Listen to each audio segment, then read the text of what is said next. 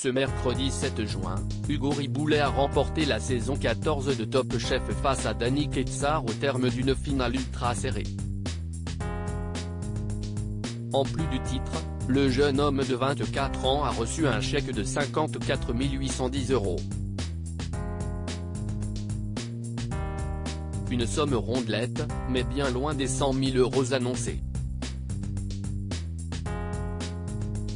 C'est ce qui s'appelle boucler la boucle. Rappelez-vous, au lancement de la saison 14 de Top Chef, Philippe Etchebest choisissait Hugo Riboulet et Danny Ketsar pour intégrer sa brigade. Si le premier a fièrement porté les manchettes bleues pendant les 15 semaines du concours, le second a dû les retirer au profit d'Albania, au terme de 11 duels, récupérer les précieuses manchettes rouges d'Hélène Darroze dans la brigade cachée. Mercredi 7 juin, les deux candidats étaient cette fois adversaires en finale. S'ils ont obtenu une égalité parfaite chez les 4 membres du jury, ce sont les voix des 100 bénévoles de la Croix-Rouge, jurés d'un soir, qui les ont départagées. Et elles ont penché pour le menu d'Hugo Riboulet, sacré grand gagnant de la saison 14 de Top Chef. Top Chef, comment le montant du gagnant est-il calculé? Le jeune homme a en effet obtenu 54,81% des voix. À ce titre, il s'est vu décerner un chèque de 54 810 €.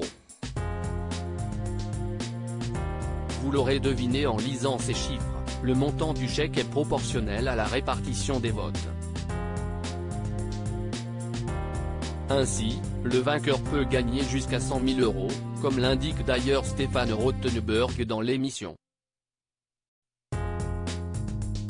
Une règle qui n'a pas toujours été en vigueur dans l'émission. En effet, jusqu'en 2013, le gagnant remportait un chèque de 100 000 €. Si Pierre Auger, saison 5 en 2014, Xavier Koenig, saison 6 en 2015, ont remporté chacun plus de 62 000 €, le record revient à Camille Delcroix en 2018 avec 66 920 €. Les finales des autres éditions se sont avérées plus serrées, offrant entre 52 500 et 56 410 € aux vainqueurs. Top Chef 2023, que va faire le gagnant Hugo Riboulet de ses gains? Mais ne comptez pas sur Hugo Riboulet pour dilapider cet argent. S'il répond d'abord qu'il aimerait bien s'acheter une voiture de luxe avec cette somme, il rassure immédiatement en précisant qu'il s'agissait d'une blague.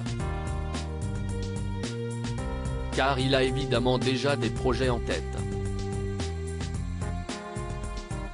Je vais investir un peu d'argent dans le concept de restaurant de street food que je vais lancer avec Alban à Paris en novembre. On achète le fonds de commerce dans le 2e arrondissement. Si ça marche, l'objectif est de le dupliquer ailleurs en France, nous a-t-il expliqué. Mais Hugo ne compte pas mettre tous ses œufs dans le même panier. Je vais aussi mettre pas mal de sous de côté pour des projets futurs.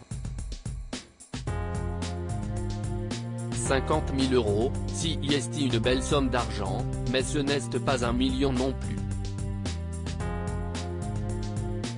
Ça part très vite quand on crée des choses. Donc ce sera dépensé intelligemment, nous assure-t-il. À tout juste 24 ans, Hugo fait preuve d'une belle maturité.